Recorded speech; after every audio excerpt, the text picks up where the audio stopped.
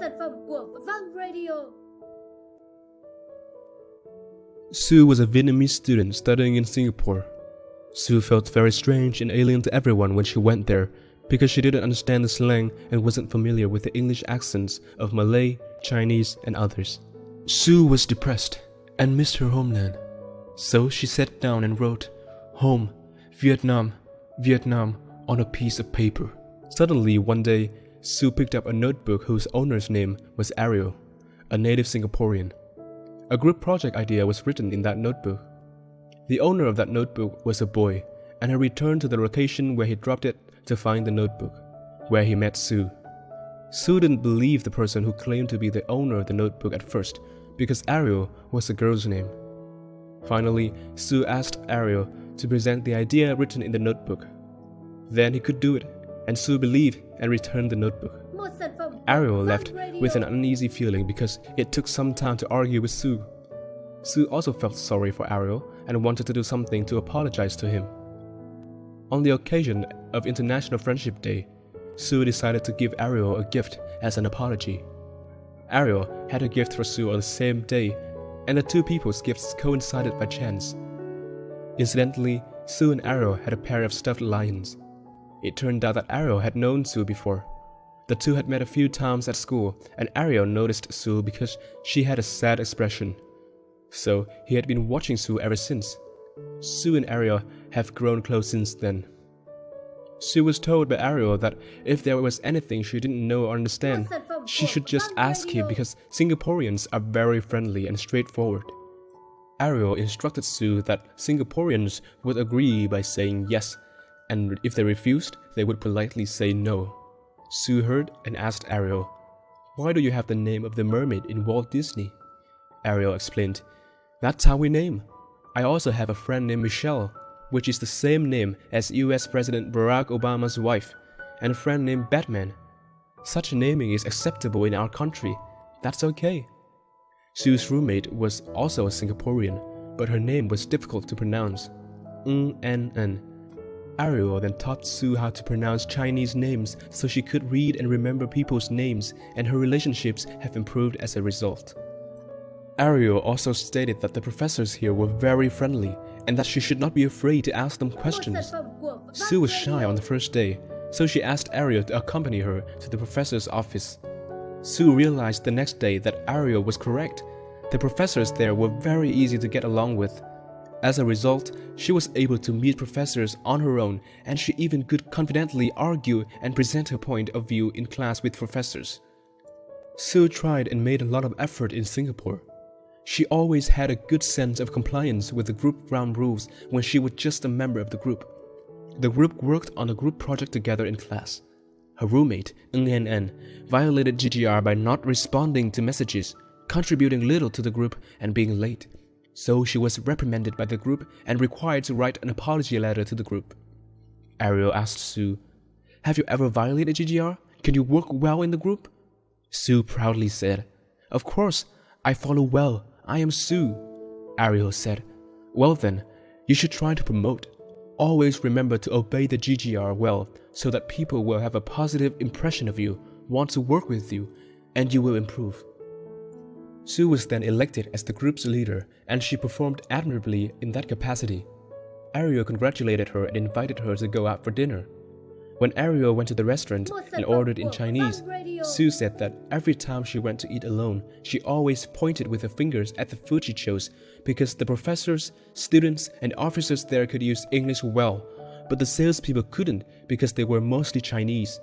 They only understood simple English words like having here, take away, 1, 2, 3.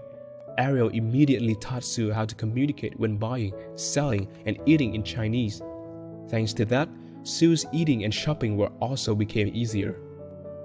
Ariel also showed Sue how to reserve seats in Singaporean restaurants, which was to leave a tissue paper or anything on the table to ensure that no one else could take their places, a practice known as chop. Ariel stated that Singaporeans placed a high value on the elderly. At Ariel's home, Ariel's grandfather was the oldest. As he was the most respected, his opinion must be heard and respected at all times. There were benches for the elderly on trains and buses in Singapore. Michelle, Singaporean, a friend of Sue and Ariel, hit people due to a misunderstanding. He had a very good way of apologizing by publishing an apology with the following content. Apology notice. Name, ID, number.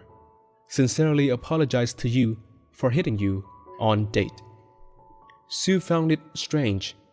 Ariel said, "This is one of the Singaporean ways of apologizing. However, keeping a calm attitude and controlling emotions are still the most important things." Sue became accustomed to Singlish thanks to Ariel. Sue gradually grew accustomed to Chinese and Malay people's English accents. Sue's communication skill improved, and her relationships improved as well. Sue was advised by Ariel to apply for the position of head of a school club with confidence. Ariel advised Sue to remain calm and confident before taking the entrance exam, and he sent her a letter through the 2 secret box as well. "You will, without a doubt, pass. I have faith in you." Then, when Sue entered the exam room, the debate was very tense.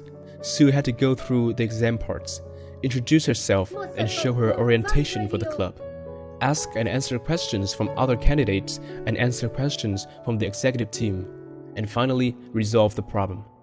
Sue passed the first exam smoothly. With simple questions, she took a deep breath and paused for 5 seconds to think about what she wanted to say.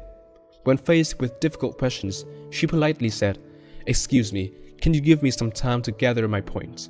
To request a few moments to think, then write a summary of what she needed to say in under 2 minutes. The final exam was the problem-solving part.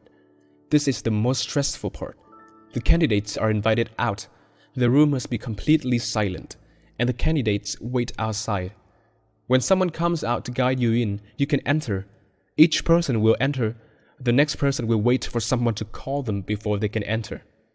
Sue was almost the last contestant, and when the judges let her in, she was reminded to look at the paper on the desk and do it. Sue entered the room and discovered a blank piece of paper on the table with the words, "You have 3 minutes to solve this problem."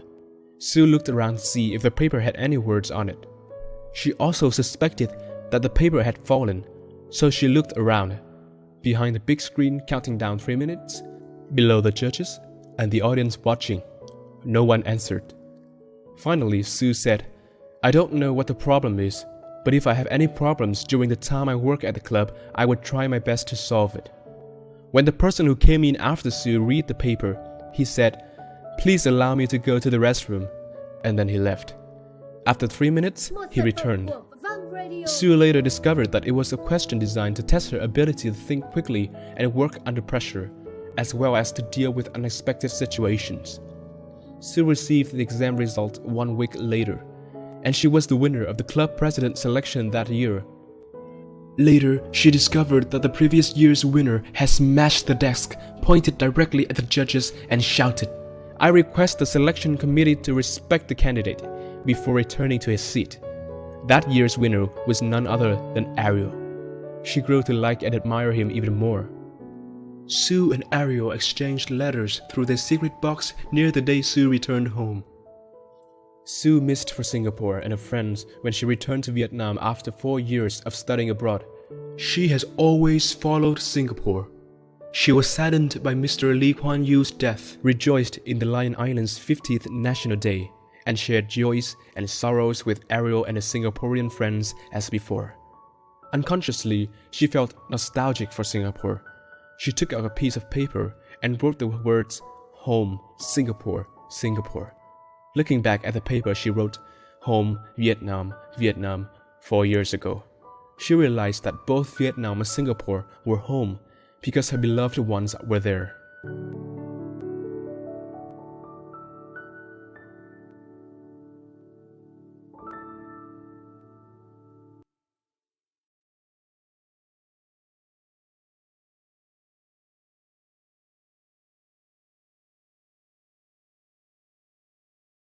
Một sản phẩm của Vang Radio.